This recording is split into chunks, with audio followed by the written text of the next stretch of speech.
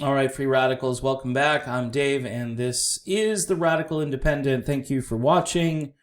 I'm getting kind of ornery doing this channel. I'll admit it. I'm kind of like Kim Iverson. If you've watched Kim Iverson on Twitter, and I think she just bailed on Twitter again because she can't take it, and I totally get it with Kim and Twitter.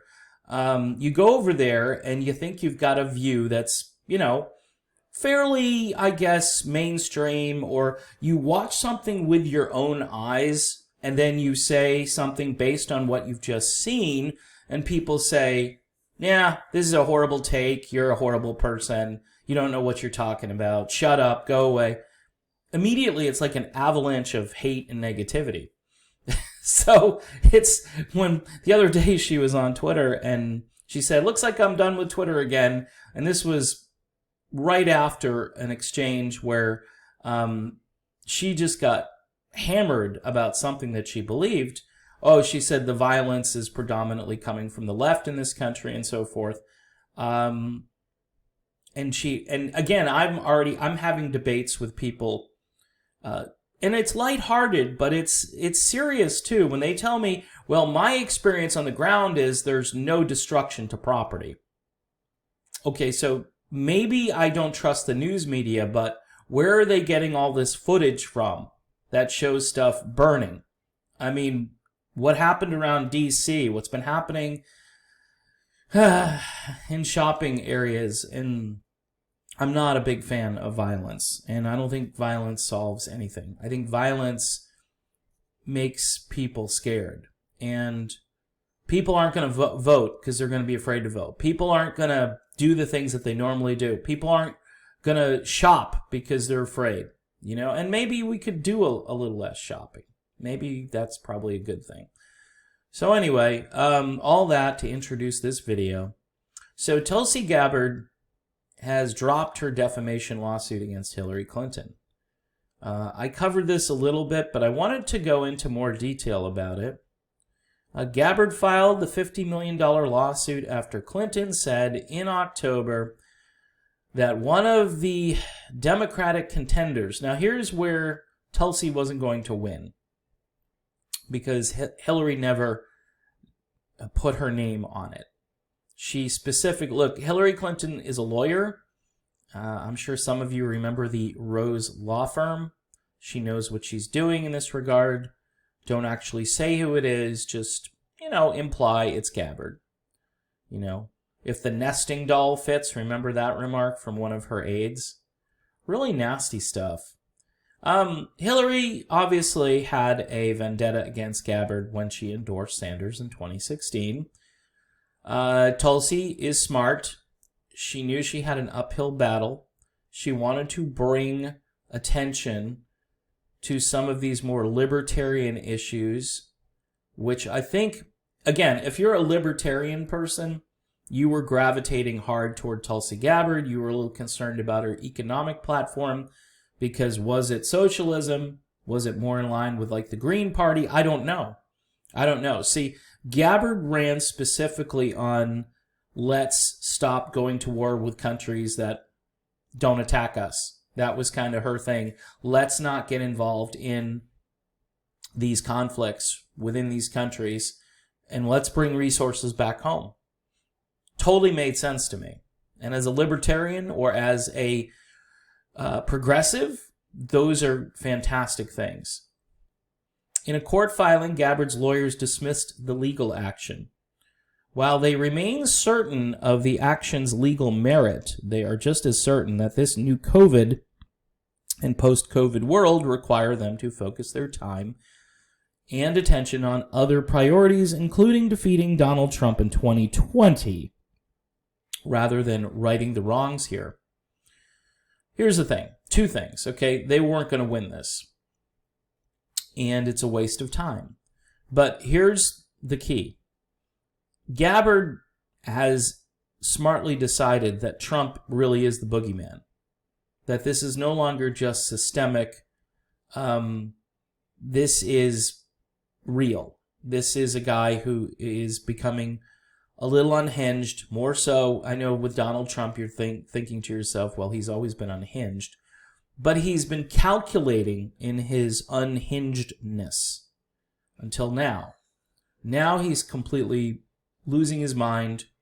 He's going with all of these instincts that he has. You know, if they loot, we shoot. I don't want violence. I do like law and order. I think law and order is a good thing. But, you know, if you watch the news, you're going to find more and more incidences like this. It doesn't take long to find them where the military come in and they do. I mean, there was a white guy, I think in Washington State, who was standing just upright. The military was moved in. I don't know if it was a state militia or it was feds. I think it was state, and just knocked the guy on his head, and he's lying there bleeding. Okay, and nobody seemed to care. And this is Donald Trump's world. These are the pictures. Now, this could easily be the same world with Joe Biden. It could have been the same world with Barack Obama. But Obama, I'm sure, would have set a different tone. He would have spoken out against this stuff as it was happening, whereas Trump is cheerleading this stuff as it's happening. Trump does not talk about restraint.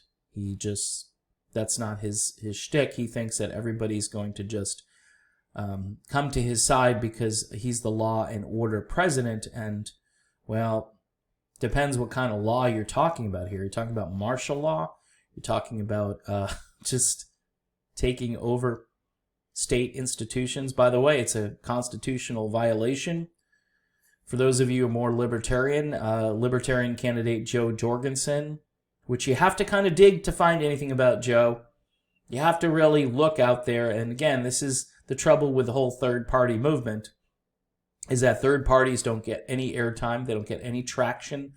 Indie media does not cover third parties. They don't. They try, and then, and then they all get their panties in a bunch when, something slightly off-kilter occurs, whether that be with the Green Party candidate or any other movement. They seem to be self-defeating. It seems to be a self-defeating mechanism that trips because they would rather talk about Joe Biden versus Donald Trump. Even Kyle Kulinski would rather talk about Joe Biden these days. And that's what I want to focus in on here with defeating Donald Trump. Tulsi Gabbard said, I endorse Biden. Okay, and let's go back and see if I can find, I thought it was in this story, but it might not be, where they actually have Tulsi's endorsement, but it doesn't have it on this, but they actually reprinted it where essentially she's saying, look, I'm all in now. I'm in for Joe. So, and it's not, again, the Jimmy Dore show, and then there are other places where Tulsi has, she did this video where I know Jill Biden, I know Joe, I knew their son Beau, okay, and they're good people. That's her thing, is relationships, and she has made that connection, and she's basically telling her supporters that that's why I'm in.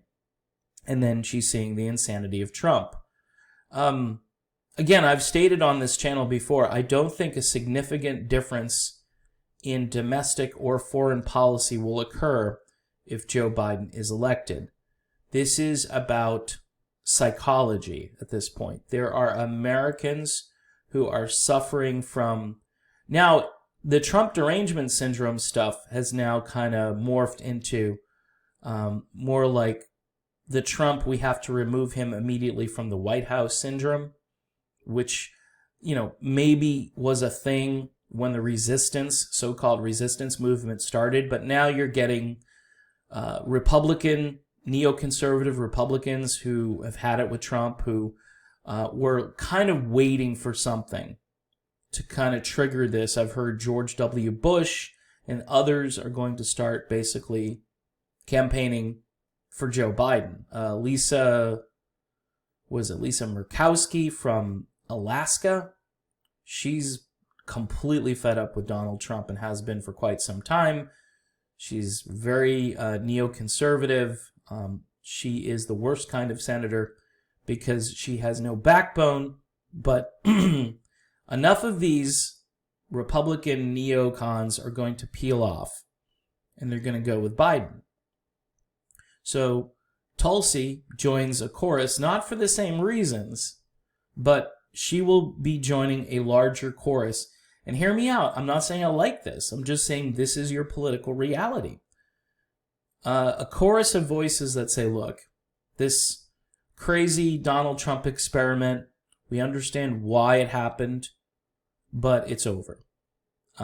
We've got to get the country back to quote-unquote normal, where people can function, where they're not burdened with Donald Trump derangement syndrome and, in recent days, real fear of Donald Trump. Crystal Ball over at The Hill said as much in a video, that this authoritarian move that Trump made recently was truly frightening. This kind of crossed a line with even some of his supporters and even with people who kind of understood where he is coming from. But nobody seems to get that now, and there's good reason for it. Because Trump is now like a rudderless boat. He's just like, all his instincts, like he's trying to be Truman, or he's trying to be Eisenhower, or whatever. He's more like trying to be Nixon, like in the late 60s. I think he's trying to model his presidency in many ways after Richard Nixon, which is a really scary thing. That people will respond, they'll say, please tamp down the violence. The problem is, the violence is systemic, and people are now starting to see, well, why is this happening? Well, it's because black men are being killed, and people can see it on TV. They can see it as it happens in some cases. So Tulsi is thinking, as did Jim Clyburn, as did a lot of people in the African-American community. And by the way, Biden, whether we like it or not, is really well liked among African Americans. African Americans are going to go out and vote in droves for Joe Biden. I think Joe Biden, and by the way, a lot of people they're making this prediction that Joe Biden is going to win this election. There's no third-party threat. There's no third-party organization.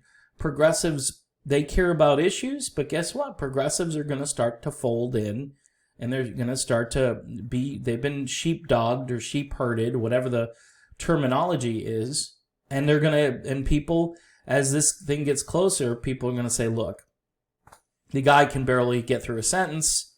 I don't like him. There's a lot of things. The crime bill, the crime bill, the crime bill. They'll scream about the crime bill happened 26 years ago. And yeah, the crime bill did a lot to contribute to this problem, but we're in 2020. And again, Americans have very short attention spans. And if you tell them this guy is less dangerous than this other guy, and you sell it, and it's an easy sell because Trump's behavior allows it to be an easy sell. Well, then you've got people like Tulsi Gabbard, who appealed to a very libertarian, very independent, and somewhat progressive mindset, who is out there saying, okay, you know, the most important thing is defeating Donald Trump in 2020. That's what she believes. And I'm starting to really believe that too, which is sad. So how do you get rid of Trump? Well, you put in somebody who's not Trump. That's it. That's all the American people want. They don't care who it is. I mean, it would actually be better and smarter if the DNC got to the convention and found somebody who's way more palatable, who might appeal to some of the Bernie and Tulsi supporters, but is still kind of neoliberal enough, you know what I'm saying, to make the regular folks happen. I mean, Elizabeth Warren comes to mind. I can't stand Elizabeth Warren as a candidate. I just did not like her. I'm not down with her character because I think she's a liar. But there'd be somebody kind of to split that, you know, to go down the middle to some degree and get some progressives to be excited about it and keeping your entire neoliberal core intact, because that's what the party is. The party is a neoliberal party. Neoliberalism, by the way, means more war, more income inequality. I mean, I go down the list of things that it means, like for policies. It's going to be a really bad thing. But do we want a violent America? Do we want upheaval? I mean, can you imagine if Donald Trump wins re-election? What that's going to look like the day after or the evening of? If he were to win early that night, which I can't see it. I cannot see it. I agree with Howie Hawkins that this is a failed state right now. Like, any other country, you can declare the United States right now a failed state. You need somebody to put the pieces back together again.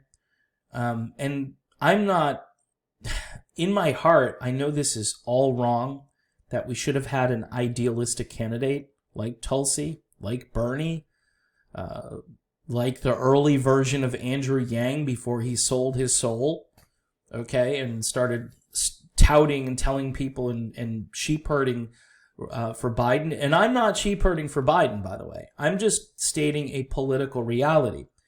I am still going to look to cast a vote against these two candidates at the end of everything. In Florida, we have the Libertarian Party and the Green Party both on the ballot, and it could be Howie or could be Joe. Could be either one. I kind of endorsed Howie on this channel, but, I'm still open. I'm still open to hear closing arguments, especially because we're only in the month of June and we've got a long way to go. So I can be convinced. My friend Reed, who's been on this show, he's like, hey, man, vote gold. That's the new thing. It's the Libertarians with the gold party. You got blue, red, and gold, and then you have green. So I don't know. Gold would be fine, but I don't know yet. I don't know. I'm really worried about the economic ramifications of voting gold, but if it's just a vote and I am throwing it away, or I'm saying, that these two candidates I don't like so much, then I'm willing to kind of do a protest vote, which I'm totally up to do. Or, hey, I have been telling people not to write in Tulsi Gabbard because she won't be on the ballot. I don't know. I'm still kind of not down with writing in candidates. I'd rather see a movement start this election cycle. That's what I'd like to see. I'd like to see people say, you know what? We need to send a message that this is crap and that we're getting crap. But the political reality, and it's really a hard reality for me to stomach. And please, when I say this stuff, don't think that I'm going, okay, you're just trying to find a way to justify Joe Biden. No, I'm not. I'm just saying the political reality is that Biden right now is going to be appealing to people. And by the way, Biden doesn't talk a lot. So when he does, it's a big deal for people to hear him.